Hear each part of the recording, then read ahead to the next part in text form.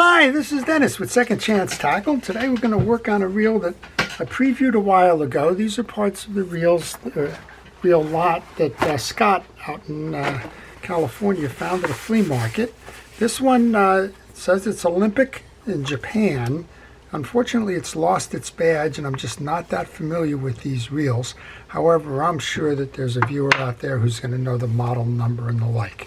This is a very big reel, and for whatever reason we have a lot of tape on it, but short of that, we're going to show you how to take this reel apart, service it, and put it back into service again, giving it a second chance. Beautiful reel, looks like the late 60s, maybe the 70s. 70s was kind of when the Japanese reels started to come to force in the U.S. Production started moving overseas there. Slotted spool, turns, but boy, does it just kind of turn. It's real tired. And we'll get started on this reel. We'll start by taking the exterior parts off. I start with the spool. It has a spool adjuster knob up top here. And we'll get underneath that spool. There's a little clip there. We'll see what's going on washer-wise with that in a little bit. I'm just going to put the spool on the top of my desk. We'll take a look inside. There's not much evidence of anything going on in there, so it's a relatively clean reel. I'm going to use a penetrating oil just to loosen up some of the bail features and functions. What happens is a lot of times people will tell me that their bail is failing, it's getting stuck. And most of the time, it's just a matter that the reel has sat for a long time. The oils and greases or whatever, or dirt has accumulated. There we go, just like that, snap back in.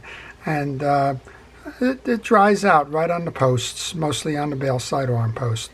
And if you can save yourself the trouble of removing everything to try and figure out what's going on, start with that penetrating oil. Sometimes it's just a matter of, well, flushing out or using that penetrating oil to get rid of some of that older grease. I'm wondering if that was the price tag that was on here. I don't know. We'll go figure that out in a little bit. There's 3 screws that put this side case together. So let's go ahead and take those out. So when a reel gets sluggish like this, normally it's one of 2 things. It's either a lot of grease in there that's become dried and is acting as a glue or a cement to kind of impede the progress, or the other side, no grease. So let's see if we can get what we can get here. I'm going to do one more thing before I take the rest of the side plate screws out here. I'm going to turn it. I'm going to make sure that I am in the off position so that I can reel backwards. And I'm also going to remove the handle. This is just gut instinct. I haven't been inside of one of these reels. I guess if I was, I would know the model number and the like. But that generally tells me that's a good practice there. So 2 screws are out. I'm putting those pieces into a parts tray. And with the screws, I'm putting them together. 1, so that I know where they are when they come back to reassemble. But 2, I want to make sure that they're all the same length. So while I'm doing this, if you have a moment, please subscribe to my channel. Particularly if you like the art of reel repair and service and learning about fishing reels. And if you do subscribe, please hit the notification button. That'll help you to know when I am servicing the reel, and it may be a reel that you're interested in watching, and I would encourage you to go do that. 3 screws are out. We can remove the side plate. There's the answer. We got mud for grease. So it's old dissolved grease that's causing this one to just be sluggish. Well, that's usually easy enough. And I'm going to go to that penetrating oil. I use that to soften the grease. I don't use penetrating oil as a lubricant. It's going to evaporate very quickly, and for the most part, it's just not going to be a good lubrication vehicle. It's good for cleanups. I guess it's good for bicycle chains and things like that. But as far as the actual using of that for a lubricant, I stay away from that. And I would recommend you stay away from that too. All right, I'm going for a micro screwdriver, or the next version down. There is a screw holding this axle shaft on. Maybe 2. I have to look inside here. No, that's just dried grease in there. So big case, big gears, not very complicated. Kind of says 60s or 70s. Just trying to clean the slot out. I think I can get a bigger screwdriver in there, but the slot, like everything else, is just full of a lot of grease. There we go. So we'll remove that screw, and like everything else here, you want to make sure that you take care of the parts that you remove, because if you lose them, well, the reel's pretty much a lost case, because you're not going to find those parts and pieces around.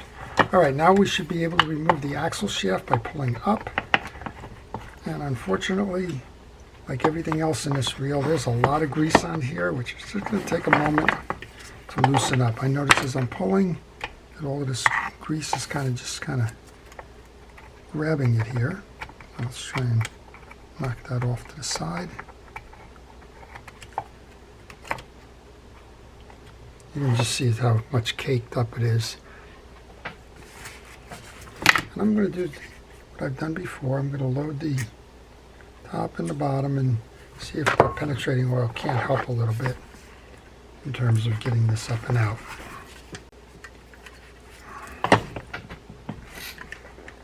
Oh, there we go. Wow. Sometimes you need all your strength on that, don't you? All right, we know that we've had some dried grease on that axle shaft there, so I'm going to take a piece of steel wool. I'm just going to wipe it down to make sure we've got all of that, kind of buff that metal up. And then we'll put that piece into the parts tray. Here's the piece that it was holding into. I guess lesson learned on this one is give that penetrating oil a chance to work. Then you can start knocking off these chunks of old grease here. And as you're doing that, we also I made sure that I got some of that penetrating oil into the hole where the screw went. And I think over time that probably loosened it. But boy, that was a little bit of a wrestling match. Well, you can see this reel is about as clean as it's going to get inside, which means that most of the greases that were in there were probably original factory greases. They dried up, and now you just have a nice case to look at. Crosswind block goes into the case. Paper towel cleans up the residual here. It looks like to be an aluminum case. It's not a heavy metal at all. Let's come around to this side and see if we can't get that nut off. Of course, I have the wrong piece. I would recommend that if you are working on a lot of reels, keep your tools close at hand.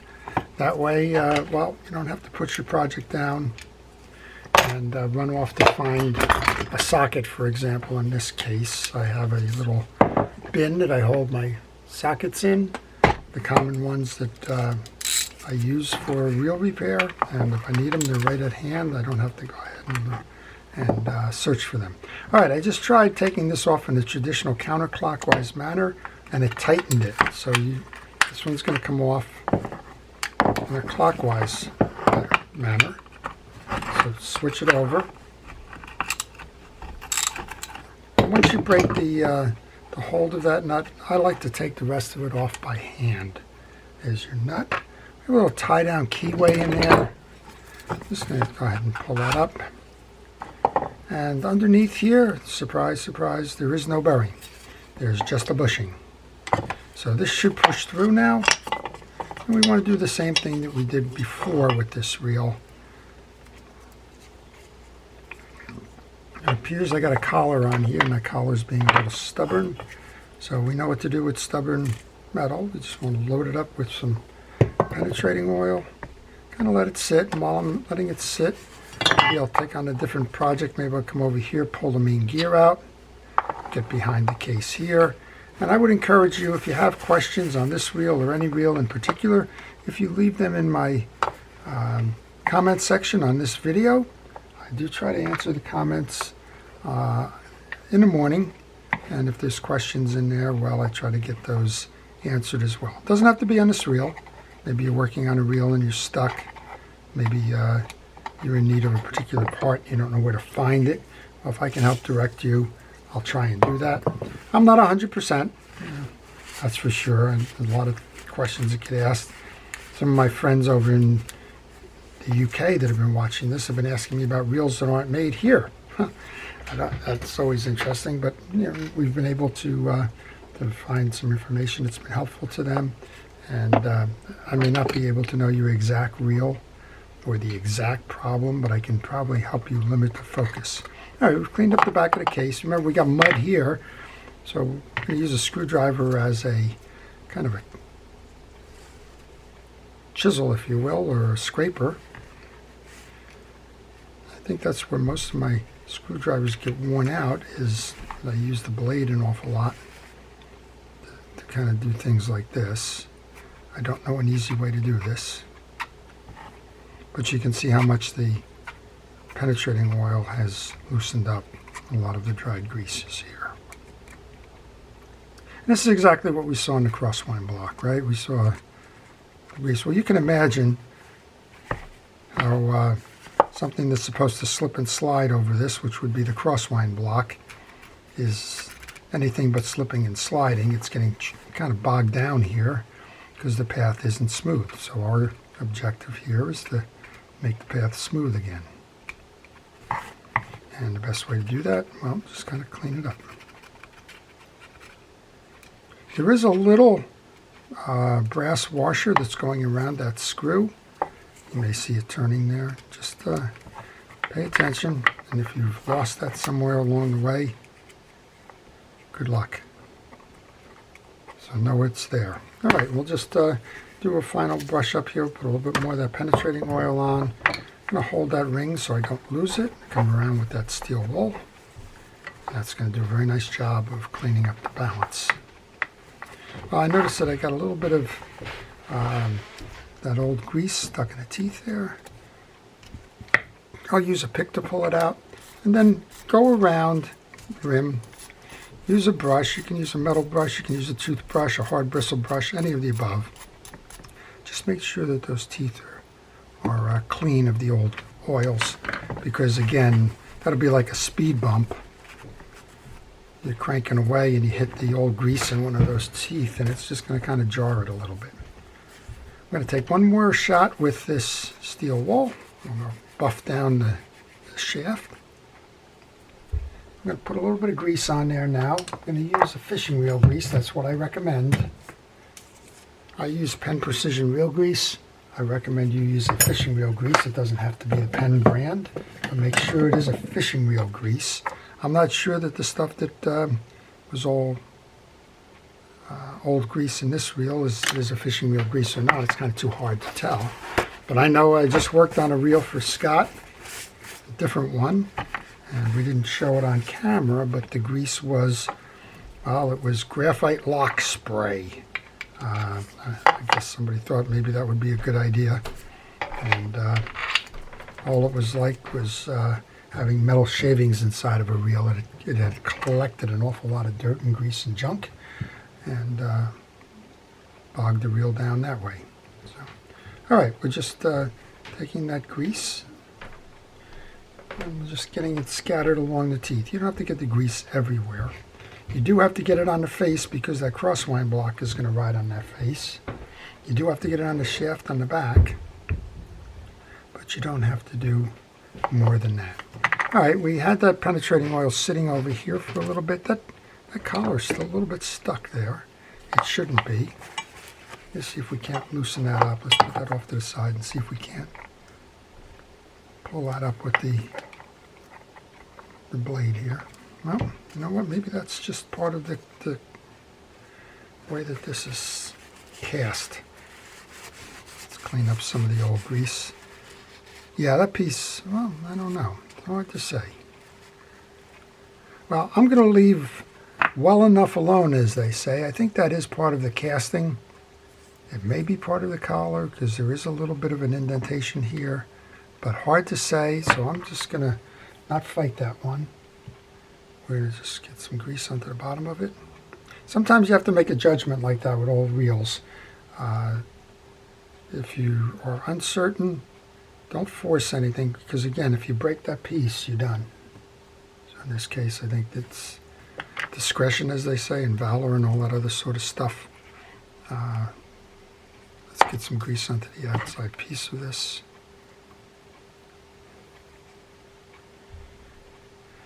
And just in case that is a bushing, and it might be, I'm just going to take a little bit of oil and just let it seep around there. It may break free as we go to do some more of the work there. All right, This comes up through the case. And our rotor goes on. This has a keyway in it, and the keyway has a flat side to it.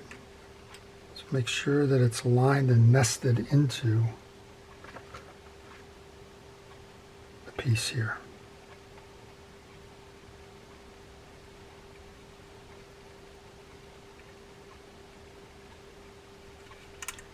And again, I want to start these by hand. And I'm trying to start them in a clockwise manner, and I recall that, well, it didn't go off that way. It was a reverse thread. So this has to come in a counterclockwise manner, or turning it towards you to tighten. And that's not unusual in fishing reels, so if you're finding any resistance to trying to get a nub off, don't be afraid to go in the other direction. All right, well, that's turning beautifully. And now I'm just looking real quickly into my parts tray. One of the reasons why that parts tray is so important to me is it tells me when, well, I may have screwed up. I was just looking into my parts tray and I found the 2 shim washers that belong on the back of the main gear. So those are back in now, and all is good with that. And now what we want to do is we want to come across and we want to reset the axle. And to do that, we're going to grab our grease brush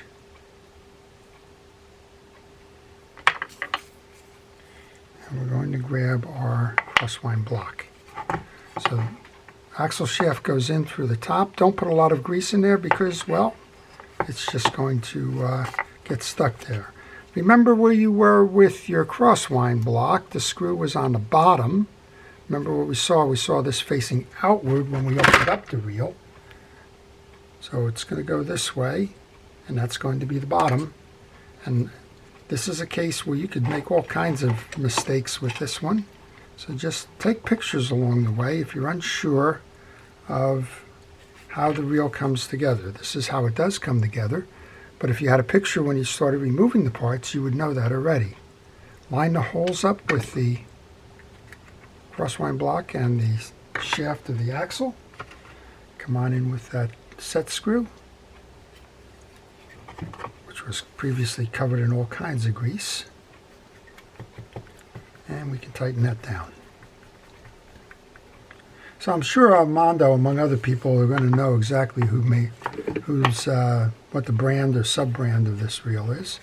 I don't, but there's a lot of viewers out there that do, and I thank and appreciate everybody who adds knowledge to the projects that I work on. One, I'm always interested in learning. I don't know it all. And secondly, I like learning more about the reels as we go along. So this is an unusual one, but a nice one nonetheless. Okay, we're set there. Now we want to merge our main gear and the crosswind block. Now you can do this 2 ways. I'm choosing to do it this way. If it fails, I'll do it the other way. You could remove the main gear, set the stud right into there, and then bring the case over the main gear, or try to visually line it up like I'm trying to do. Hold the case firm, see if your axle shaft is moving. It is, it's going up and down, which means that I have successfully merged that little stud with the slide bar and that crosswind block. All right, let's go ahead and put the case screws back in then. And there's only one other thing to do after we tighten up the cases here, and that is to service the drags, or at least figure out if the drags are serviceable. I'm going to guess that they're going to be either a Teflon drag or a leather drag based on the time period. If they're a leather drag, we're going to want to make sure that they maintain their flexibility. If it's a Teflon drag, just like the others, we're going to make sure that it's nice and clean and ready to have some flexibility or variability in the drag itself. Let's grab our handle, put that on.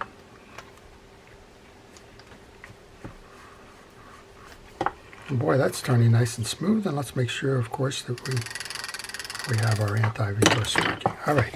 So one more piece then. That's the drag washers. Let's figure out what's going on with that. Well, first thing we can see is that they're steel.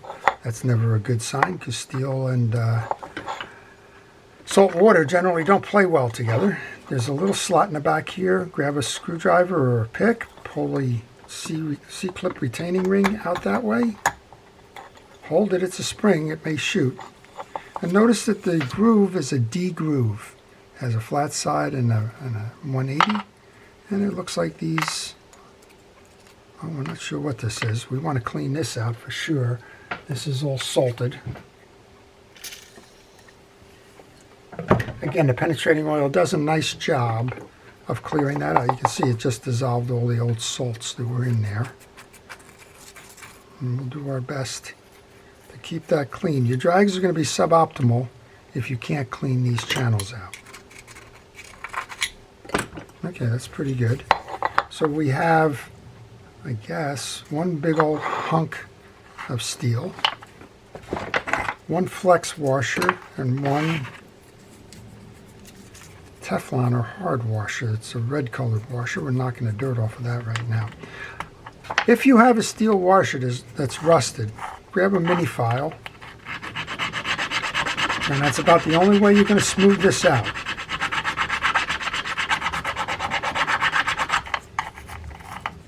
And again, keep the tools close at hand, that way you know what you're doing.